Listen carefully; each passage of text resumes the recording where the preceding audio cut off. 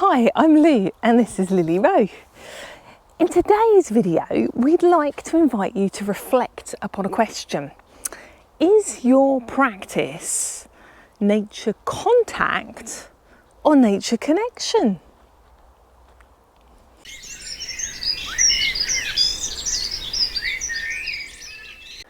So you might be wondering, what's the difference and why does it matter? So to set the scene, I'd like to start with a little story of when me and Bubba were going on one of our timeless wanders, this summer, around the lanes where I live. And we were out talking to the sheep in the field and eating the first ripening blackberries. And we stopped because we saw this amazing buddleia bush in full bloom, and it was just covered in butterflies, all different types of butterflies. It was like the whole bush was moving and we were just standing in awe watching these butterflies. And I found myself contemplating whether the butterflies, when they were caterpillars, whether they knew whether they would turn into butterflies or not. And we were just standing there in complete beauty. And a lady was walking her dog and was walking down the path the other way, and her little dog trotted up to greet us and she called, "Fidget, Fidget," and the dog went back to her and she kind of said hello and kind of hurried past us. So then we continued our walk out into one of the fields and we saw two buzzards spiraling above us, and we watched them, their familiar path flying in the sky, and the aspen trees were shaking in the wind, and we stood there and wondered what secrets the aspen leaves were sharing with the winds. And at that point, a couple of walkers went past, marching past with their poles and their rucksacks, and again they nodded a quick hello as they went past. And then finally we were approaching our homeward stretch, and we were just gathering a few stems of mugwort that we were going to make some smudge sticks from. And we were standing just on the side of the footpath thanking the mugwort as we were doing this, and I could hear from quite a distance away someone talking on their phone, and an elderly couple walked past, and I believe she was talking to her grandson on the phone by the sounds of it, but they passed as if they never even saw us. And so this made me wonder whether we had in fact turned invisible. And so we decided to put this to the test. And so on our homeward stretch of our journey, we fox walked very carefully and stealthily, as quietly as we could, and we cast out our senses as far as we could into the distance and stalked our way home. And as we reached the edge of the village, we did in fact manage to sneak up on a green woodpecker who was busy eating ants, I guess, in somebody's lawn, and he suddenly yaffled his laughter and kind of took off on flight as he didn't notice us until we were quite close. And so that was our little story from one of our timeless wanders. Yeah. And so in that story, everybody were in contact with nature. The walkers, the people on their phones, the dog walker, we were all in contact with nature, but were we all in connection with nature? I often wonder as well what they saw when they saw me and Bubba walking. Was it just a lady carrying a baby standing staring at a bush? Perhaps, because maybe you can't see connection.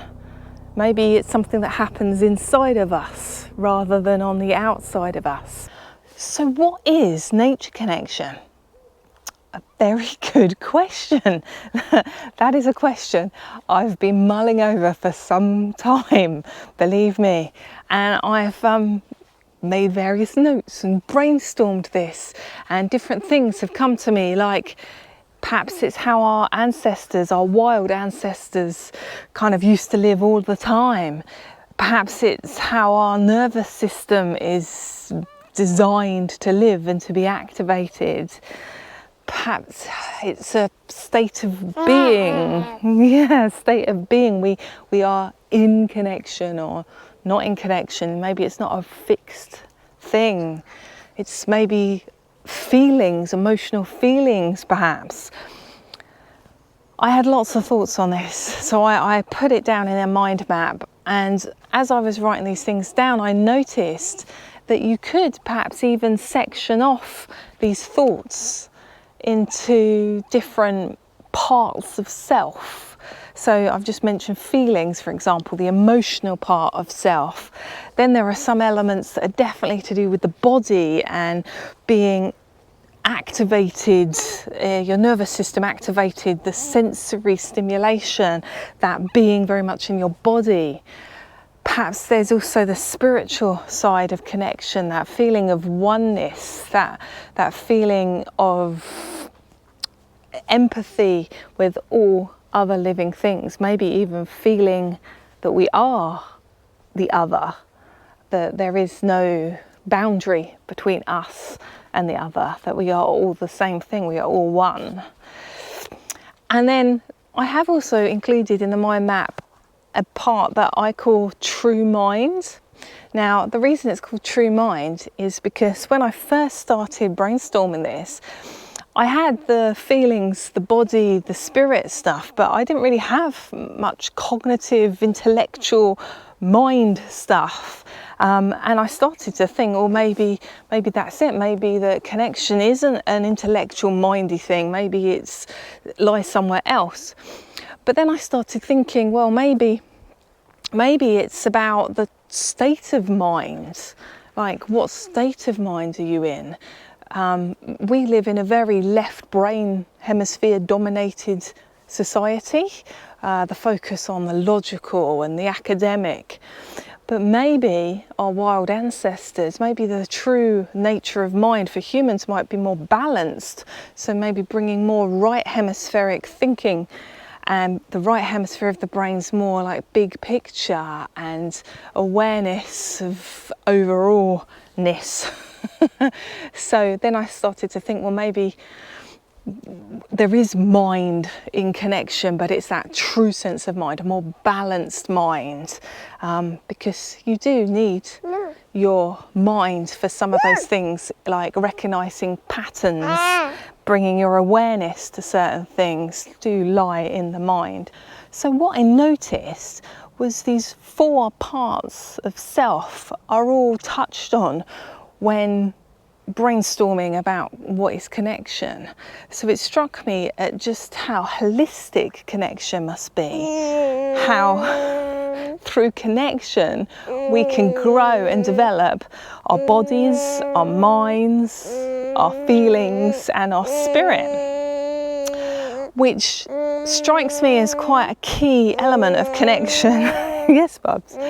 As opposed to nature contact. So I define nature contact as anything where we're in nature or in contact with even a part of nature. So that could cover all sorts of outdoor activities, whether they were recreational, like going for a walk in nature, walking your dog, going for a run, geocaching, mountain biking, climbing, all those sorts of recreational type activities. And then also certain educational activities might be too as well. Certain things like bushcraft is often in nature. Certain environmental education activities might be done in nature. Traditional kind of nature studies, going bird watching, that kind of thing, are all taking place in nature. It's bringing people in contact with nature. But looking at those sorts of activities, it struck me that they're not often touching all 4 aspects of a person's self. So for example, nature education often primarily focus on the academic mind part of a person. You're often out for a reason. You're looking at identifying the species in the sand dunes, or you're watching the birds and looking at their feeding behaviour, or you're pond dipping and learning about the creatures that live in the pond. So there's there's an aim to gain intellectual knowledge and understanding from it, rather than focusing on the whole self, the feelings, the body, the spirit. Whereas recreational activities in nature, they often focus on the body and fitness and health. So, you know, going for a walk is very good for you, you know, same as cycling, same as running, even conservation type activities have now been presented in a fitness way over kind of the nature conservation way, such as the Green Gym initiative. So there's lots of recognition as to the physical health benefits of being in contact with nature. But again, those recreational things are kind of only doing a narrow part of the self. It's not the whole holistic picture of the self. So at this point, I want to say that there's absolutely nothing wrong with nature contact as well. Nature contact is brilliant, you know. We need to get people out, being physically active and learning about nature. Those are very valuable, important things to do, and I don't want to make them any less than. I'm trying to highlight the difference between nature contact and nature connection. And in my mind, I don't think it's quite a simple either or situation. I think that they are actually on a sort of spectrum. So the way I visualize it is a spiral. And in the center of the spiral is the nature contact, because after all, you need to be in contact with nature to connect with it. So it needs to start with nature contact. But then maybe through repeated contact, through being out here and being perhaps in the right state of being, maybe that's mentored or facilitated by others, maybe we can spiral around all the four parts of ourself, and we start to grow and develop those aspects through the connection with nature. And so we expand ourself with that spiral, bigger and bigger and bigger and bigger, until, well, maybe we are one with everything. Maybe we are the universe. That's how big the spiral goes. Maybe it goes beyond that. Who knows? I've never been very good at physics. So why is this important? Why am I telling you about the difference between nature connection and nature contact? Well, there has been some research into this. So Dr. Miles Richardson and colleagues, who have got a nature connectedness research group, have done many studies into nature connectedness. And one of those studies, they found that although nature contact has lots of benefits in terms of physical health and mental well-being, it was nature connectedness that increased people's feelings of purpose and worthiness in terms of their life. So people who felt more nature connected tended to believe that their lives had meaning, had purpose, and therefore had associated well-being associated with that. And interestingly, when in their study they compared that other factors such as people's economics, and nature connectedness scored 4 times more important than money for those senses of feeling like your life has meaning. So, which is quite funny, isn't it? Nature's completely free and it's all around us. And all we have to do is step out here and we suddenly find meaning and purpose in our lives. So then from a forest school perspective, I believe that nature connection is a core part for a school. Although it's not kind of worded exactly explicitly, but it's definitely in at least 2 of the principles. So firstly, one of the principles is that forest school takes place in a woodland or natural environment with trees to develop the relationship between the learners and the natural space. So it's that word relationship that gives it away to me, because you can be in contact with nature. You can come and walk your dog, but you wouldn't necessarily be having a relationship with the other parts of nature than yourself. So it's through connectedness that we form relationships, that we grow ropes of connection with all other living things and non-living things as well. Don't forget the rocks and the water and the earth too. So the other principle that I think it's inherently connected to is the one that says that Forest School supports holistic development. Because, as I've explained before, nature connection is a holistic thing. It supports all aspects of self, whereas nature contact tends to focus purely on perhaps one or maybe two parts of the person's self. So if we want to support holistic development, doing nature connection is how we do that. So nature connection is essential for at least 2 of the 6 Forest School principles. Probably could get it into the others as well if I tried, but those are the 2 most obvious ones to me.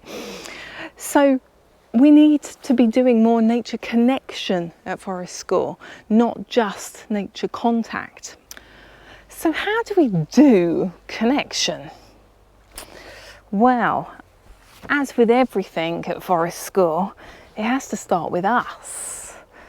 We have to become connected in order to help anybody else become connected. So through us being more nature connected, we will unconsciously as well as consciously model connection practices, model certain behaviours, certain attributes that other people will notice, and hopefully we will weave the threads of connection through ourselves being connected. However, we do live in quite a disconnected society, and it can be a bit difficult sometimes, or challenging to be connected when there are people looking at you funny.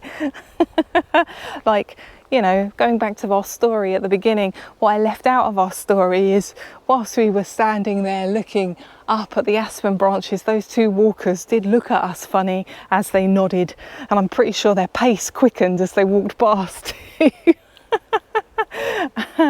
So it can sometimes be uncomfortable in our disconnected society to be slightly different to other people, or behave differently to what other people are doing.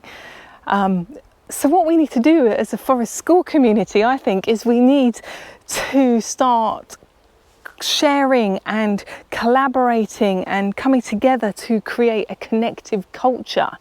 After all, we're all out here wanting to do the same thing. We want people, children, young people, adults, we want people to be in contact with nature and connect with each other as well. So through nature connection is how people connection happens, and also connection to oneself as well. Connection doesn't just stop with nature, it ripples through everything.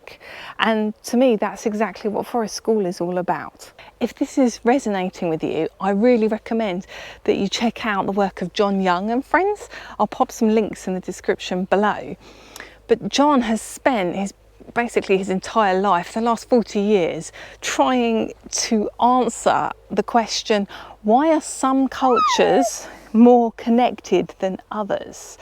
And he's travelled around the world visiting with different indigenous peoples, learning from them and noticing patterns. So noticing kind of cultural wisdom that's repeated in different locations. And so he's kind of brought these tools together and mapped them on a diagram that's kind of known as the 8 shields model, which has got lots and lots of different layers, and the 8 shields being the archetypes, the archetypical energies of the 8 directions.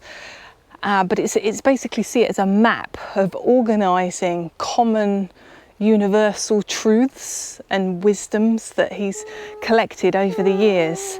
So it's kind of like a toolkit to repair culture from this disconnected society that we live in into a more unified, connective, safe, secure container, perhaps how humans are designed to live, and perhaps how our wild hunter-gatherer ancestors once upon a time did live. One of the layers of the 8 shields model is known as the attributes of connection, and these are behaviours that somebody in connection exhibits. So you can think of them as kind of like indicators that if you see these states of being within a person, then there's a strong chance that they're in connection in that moment. So these can be really useful to notice whether you yourself are in connection or whether somebody else that you're observing might be in connection. So because there's 8 shields, there's 8 of them. There's the quiet mind, happiness of a child, vitality and abundance of energy, unconditional listening and mentoring, empathy, truly helpful, fully alive, and unconditional love and forgiveness. Just take a moment to think about those 8 attributes and think about the significance on a person's life that they might have. If for the majority of the time we had the happiness of a child, or the abundance of energy, the vitality, if we had unconditional love, if we had empathy, if we were truly alive and helpful, imagine what that would feel like day to day. Perhaps that's why Dr. Miles found in his research that people who were more nature connected had a better sense of meaning in their lives and purpose, because perhaps they were feeling these attributes on a day-to-day basis. Just imagine what it could be like to feel that in yourself and to observe those attributes in other people. And then just take a step back. Imagine a whole culture full of people who are exhibiting those attributes. Imagine what it would be like. Imagine being a child and growing up with that as the normal, as opposed to the disconnection that we seem to be suffering from at the moment. Imagine what that would mean and how that would bring your gifts out to the surface to share with the world. Imagine that. And then think, Forest School could play a part in that. Forest School could be a safe, connective container for that to happen. We just need to connect ourselves and it will ripple from us like rivers to the sea. Forest School can be part of the change. So become connected, see what happens, model those 8 attributes. Do you have a tip to support nature connection? Do let me know in the comment section below. If you've enjoyed this video, do give us a thumbs up and consider subscribing to our channel so you can join us again in the woods next time. And thanks for watching. Forest School can help people connect. Out here, let nature take its effect. Grow as a person holistically and be your true self when you head to the trees.